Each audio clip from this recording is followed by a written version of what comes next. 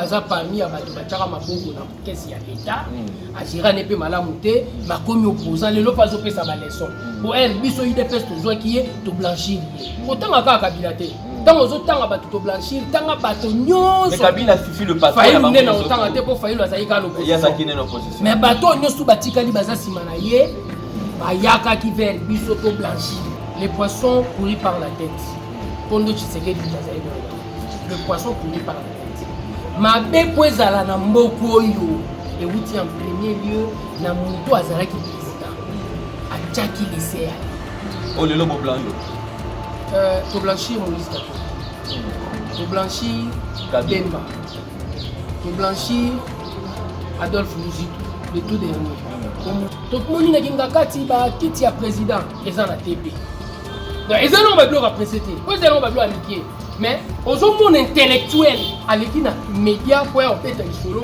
Kabila azotambola na cortège bakoma PR to bandi na tabula rasa to tie bato asika Fayulu azosala l'opposition mutu na biso retirer na kindoki po ayebi ke jour Fayulu akoya baosala nini bakolongola biso et tozo comprendre to ana chance moko ya munene exigence ya peuple congolais à chaque étape tozo kende bazoloba peuple d'abord, président ont 163 000 dans le trésor public, peuple tout nous. Abimagi na combien? Discours politique nous décapulation. Discours politique deux amis de l'autre camp, discours politique na kala biso. Combat na biso soko nous résumé on a 37 ans aux hommes de la nini, ba yebso état de droit.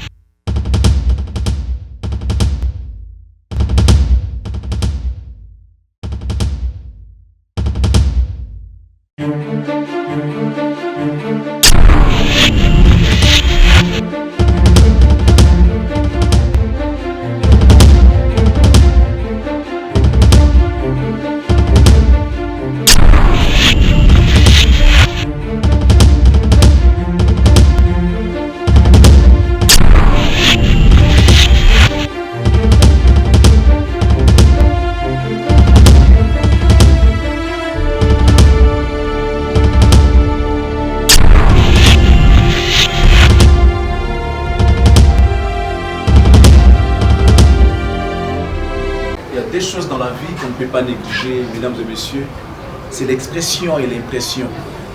Vous savez, à chaque fois que tu peux apparaître devant les gens, ce sont les premières impressions qui restent.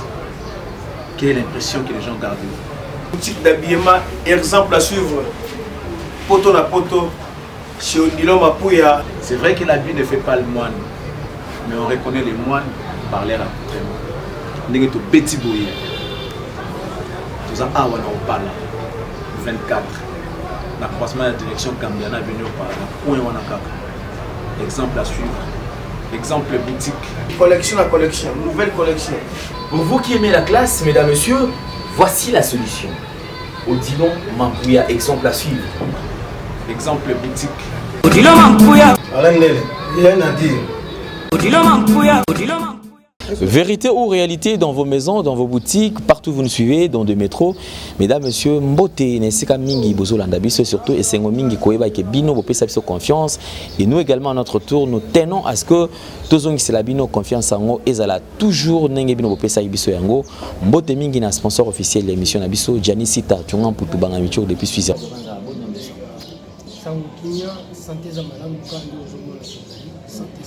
Alors, parlons quand même de politique parce que nous avons coupé IDPS parmi IDPS.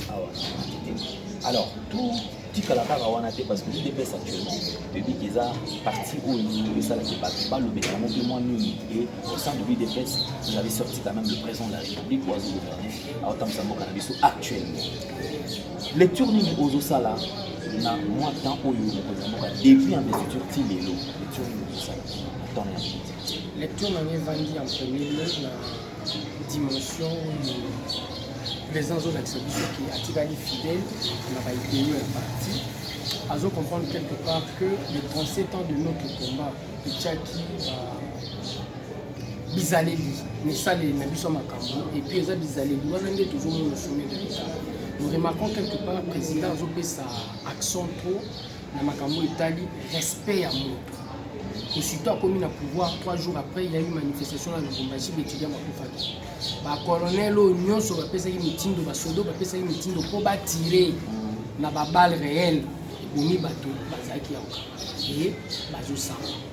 Élément wana eza élément liboso réconforter nga lisusu na kati ya parti pour nous comprendre que le président a respecté ba idéaux à parti et puis à répondre présent na appel au Congolais basalaki na kati ya palais de la nation jour la prestation des serments na ye tant ba ibisa qui est le peuple d'abord net betidia wana bazaba peuple il fallait nécessairement azala na kana bango face ya l'état où ils ont kanisa faux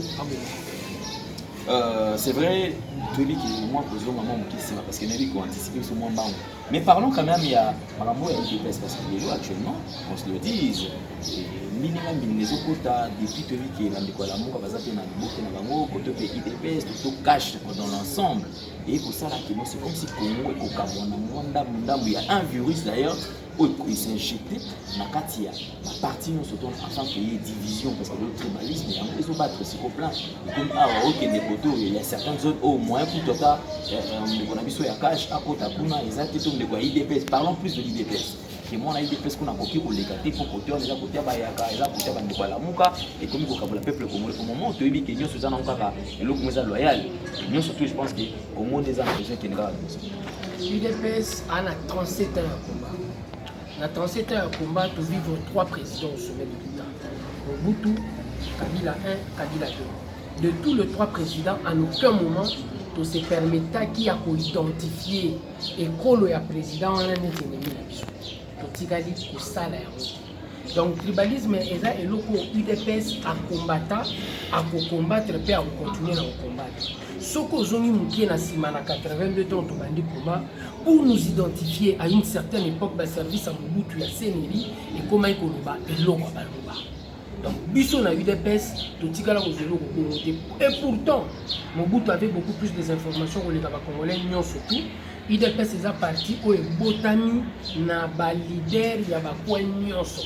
Il y a aucun Bandolou, il y a Équateur, Baba Kyungu, Aza toujours vivant, Katanga, Kibasa Maliba, Katanga, donc Galwa Pananjila. Vous comprenez que Batu Baouti va foigner surtout, Badindi na ba valeur, na vision ya Roluka Hotel et Misakongo, o ezala qui condensé na kati ya lettre ya 52 pages, il y a 13 parlementaires.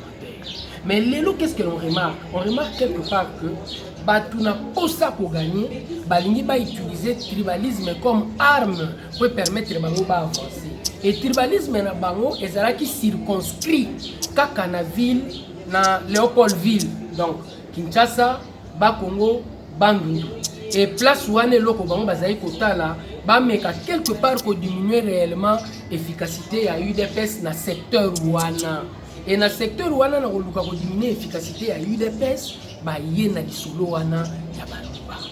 Et pourtant UDPS n'est pas un parti. Mais s'il faut faire un petit pas en arrière, je me rappelle, et occupé cause à la paix dans certains propos, où Banda ne sait pas quoi UDPS, c'est-à-dire que ceux qui se trouvent dans le pouvoir, la Kayansa, Bango et tout consort. Est-ce que ce n'est pas peut-être impact il y a des propos au Babano tenir il y a plusieurs années peut-être passées, au lieu de comme ça peut-être que Batou et tiens moi pour Bangana. Mon côté à UDPS, Banda va faire la UDPS style. Azala Moulouba, il peut se permettre de dire Bakouniata Batouba Bakayansa. Et ça, le service de sécurité, ils ont envenimé un message songolo pour Bazouango, Kotisango na kacha population. Et ça, difficile, nous avons UDPS à réfléchir. Bon, la différence peut-être avec tous les Congolais, à l'UDPS, on ne fait que la politique. Et en faisant la politique, tu as dit que tu n'as jamais président de la République, ce qui a voté. Pour voter biso, il faut voter Bakongo, il faut voter Équateur, il faut voter Katanga. Et la preuve à la différence avec tous les partis, Tozan assise nationale. Dans tout le coin de la République, on écoute à UDPS. Ceux qui ont un discours à bon, à UDPS, on combattre Naliboso, Kaka UDPS. Et ça va servir à sécurité. Il y a mon bout, tout le monde banda message et tout ça va victime nous l'UDPS. Bango babandi message wana et batu ya lelo Kabila ba relé yango. rien à voir réellement dans la vision UDPS et la mouka a eu le souffle à taper les locaux. La mouka a tapé Nilo par rapport au Yabino parce que on vous accuse d'ailleurs. IDPS après 37 ans de lutte. Au début, ils ont lutte noble. D'ailleurs, ceux qui ont une mémoire, il y a un fait et tu sais que tu as son âme. Je pense que Abanda Kounima va accord. C'est-à-dire que Boya Bossangana pour que Bossala accord, mon Songolo Pakala. Abanda Kouboya. Mais aujourd'hui, 37 ans après, tout le monde qui est Bino peut-être ceux qui ont modernisé parti, alors qu'ils ont parti dans la idéologie, ils ont dit le principe déjà ils ont déjà établi. Mais Bino le logo beaucoup mais qu'on négocie dans bateau, les gens qui ont appuyé ces pays. Les gens qui dépassent et blanchir, tout le monde te dit que nous basons dans ma boucle, dans ma maquille. Erreur le sous réellement l'approche. UDPS a sali accord Moro Songolo. Que tout ça l'accord pour nous faire la ligne faut tout ça l'accord pour tout. Mais UDPS na FCC, hein? Moi na mongo diabanda tous on maman moukete. Lelo FCC ceux qui ont blanchi, ceux qui lelo moi na mboka Joseph Kabila lelo a commis ça dire comme mutumoko il faut qu'on rendre hommage, ça mutumoko comprend pour un exemple au moment où yebi ke mboko pe za ko peba. Lelo quand quelque part ça ils ont quitté moi image à UDPS. Na lingi otikela ngama tant la question au pour question aux pertinente. Na omeka bozo ngama muki. UDPS a sali accord Moro te songo. Au accord Moro boy pour tout comme na pouvoir. On a remporté bel et bien les élections. Après avoir arrêté Nabolo, Kabila a compris que nous étions en train de le bloquer. Et les 75 camines dont je suis en train de faire attention, ils seront libérés. Ils seront libérés. Nebobimsa Diomi, Nebobimsa Franck Diongo, tous les prisonniers politiques seront libérés pour le régime Azigeye. Le régime, on a lobby, ils ont respecté l'idée à partir. Au Koro Kangamutute, pour qu'ils sa avis politique, Nenge Totiki Failou, a revendiqué soi-disant victoire. Totiki, donc au Kangamutute, Barobima. Et puis, si on va perdre, bon, to yesi koyo na kati ya combat oyo ndenge to monaki avant batu nyonso tout dialogue to moni avant batu nyonso tout que il fallait avec ou sans machine to kende na élection avec ou sans machine to kende na élection mais batu ba condamner biso ba keti na dimension oloba to 3 millions mais jour bango ba yaki na logique à machine batangi monta ba soit te ndeko dia banza na ozongela yo parce que na yebi place ozolingo memangai mais nazongi so moi muke en parlant de l'IDPS. Depuis que l'UDPS, nous sommes d'accord, on a l'État UDPS. Mais aujourd'hui, ce que nous craignons, c'est quoi? C'est-à-dire que l'UDPS a favorisé les sous Mabé Oyo Moka Oyo Ekutana Nango pendant plusieurs années. C'est-à-dire, les autres, c'est tout simplement la stratégie politique pour mettre en place pour appuyer quoi qui comment on a les lots? Toujours le même impunité. Mais on a l'impression comme si l'impunité se continuait. Pour Nanine. Bambongo ba milieu bato yibana onatra. Ti lelo. Personne ne dit non. Tozongi lelo na ba poste stratégique. Tout le monde m'a mboka François Beya. Balongo lié na DGM à qui na conseil de sécurité. Alors que oyo bato c'est le système, la Kabylie fait tout autour, il y a mon mboka Félix Tshisekedi. C'est ça le plus grand problème. Mais apparemment, bino bolinga la section ka Kenyon c'est ça na mboka d'accord, vous mitungisa te, tout ira mieux, c'est vrai mois de mars yango déjà calamité à autour de la gouvernement. Les poissons pourris par la tête. Kondo Tshisekedi le poisson pourri par la tête. Mabe poezala na mboko oyo et outi en premier lieu na muto azalaki président. Tchaki laissé aller. Oh le lobo blanchir.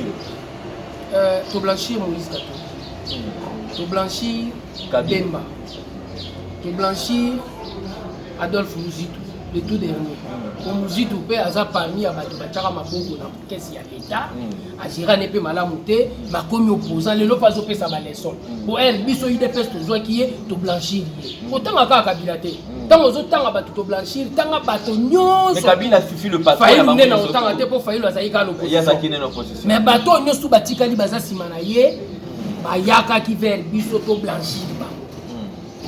Pour biso UDPS nous avons pignon sur lui. Tant aux autres autant Kabila autant yipe ba. Tant on siko nazo ya lelo, pour nazo réellement na mutuno yo tunu. Toujours consacré forme impunité. Système de Kabylie. Toujours consacré forme impunité. Mais toujours linga ba Congolais va comprendre en premier lieu le Congo vient de faire un pas. Depuis 1960 jusqu'à ce jour, il y a une première ex-président Azanamboko. Et tu comprendre que les Congolais sont banga. On a nous bamona té na mboka na biso depuis 60, président Koti, ex-président Azali. Tellement ba masola mike ba bazali ko beta. Kabila za otambola na cortège bacha PR, président de la République. Ba plaque no social ngoni.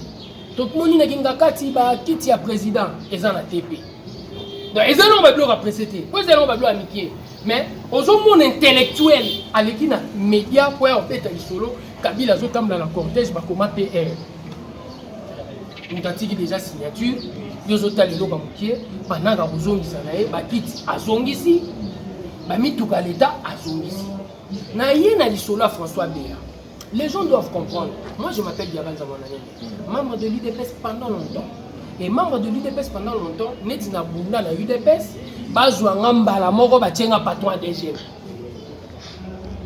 c'est que nous avons dit que l'UDPS, nous avons dit que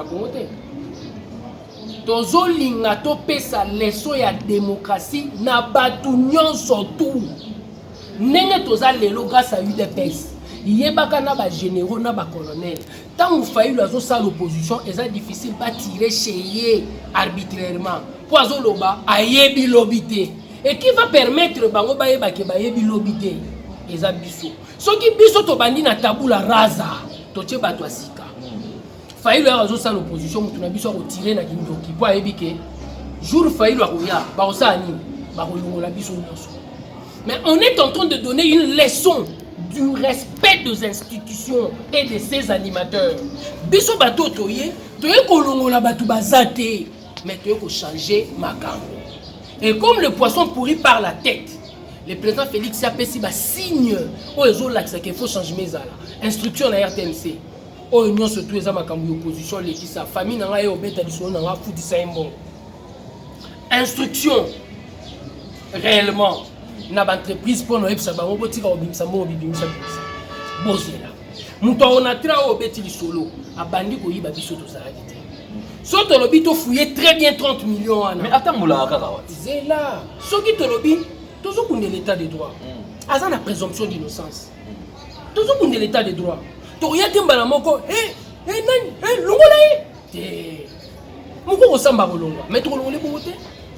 faut nécessairement tous un élément du pauvre et tant qu'on a masola mongwana au comment les ana ba ramification de la présidence passé pour les arabes sonas on de hotel azwaka on nini nani tel azwaka et ça ba biloko en premier lieu biso toujours mettre fin.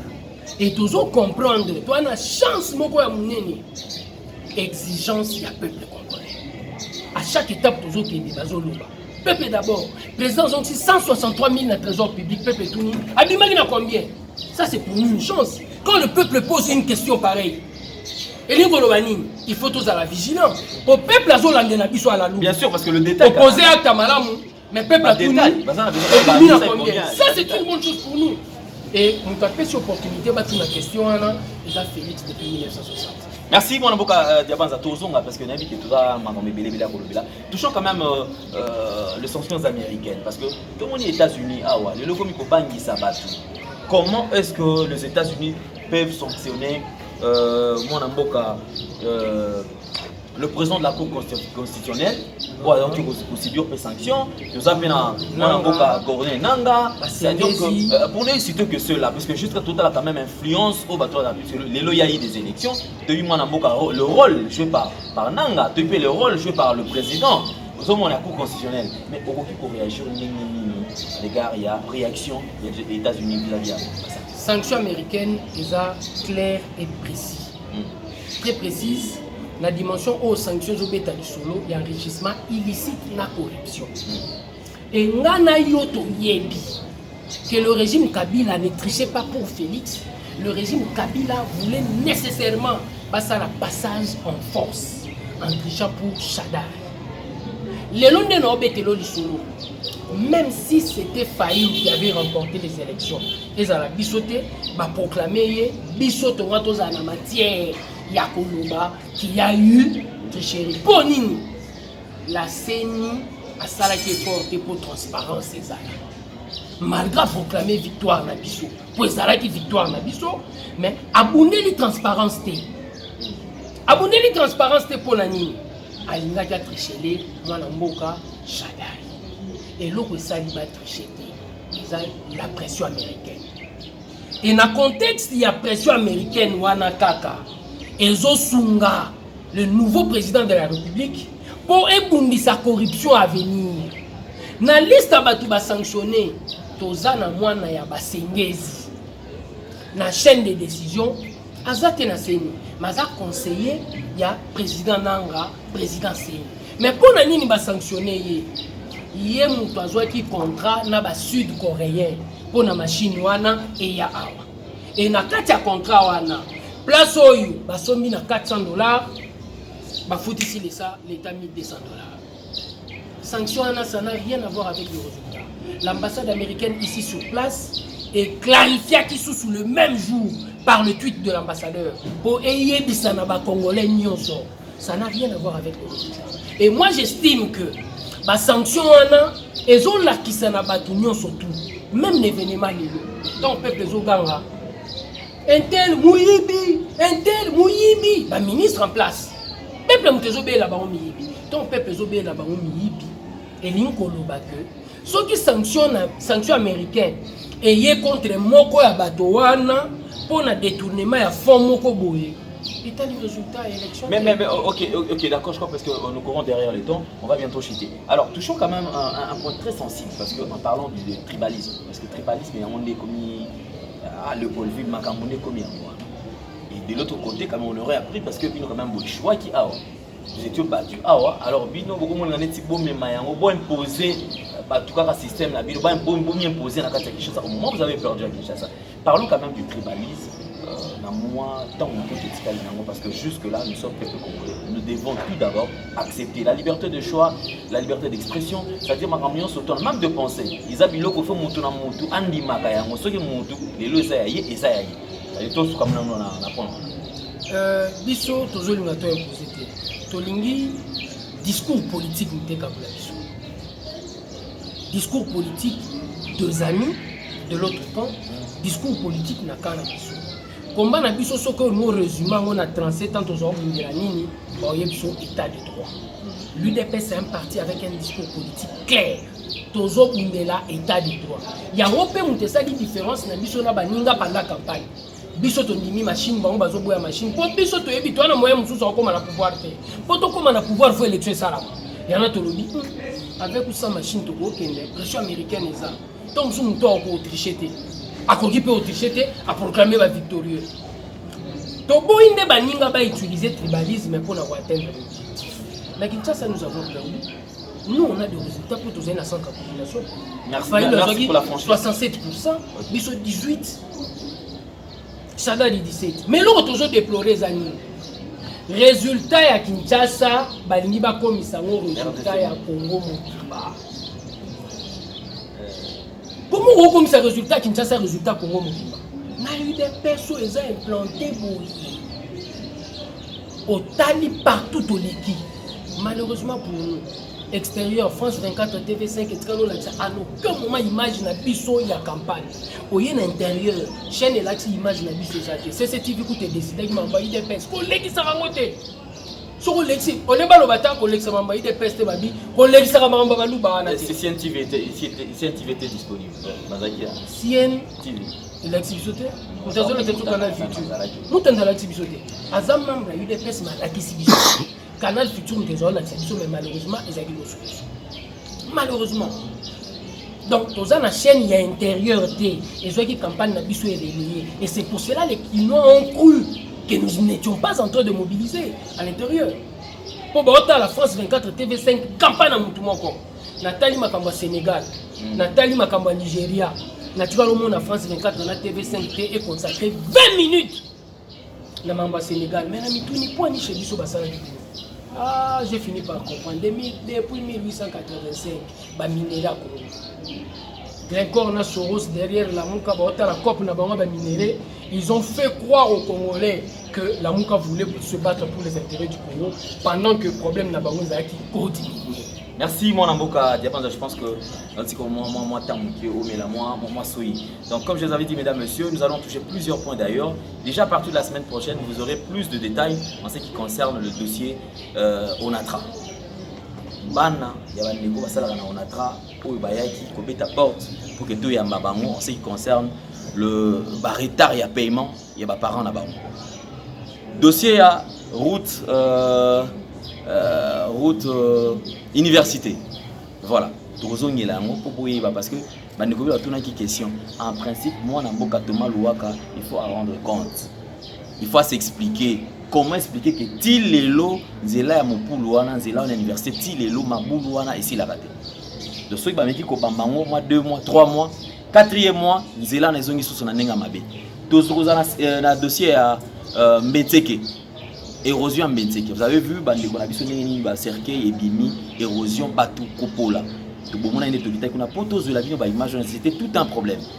Parce que l'épidémie est bimi, buka, oh, le bazo n'a pas démenti, pas ça la démenti. On a remarqué nos images sur la Sabino et Arnoté.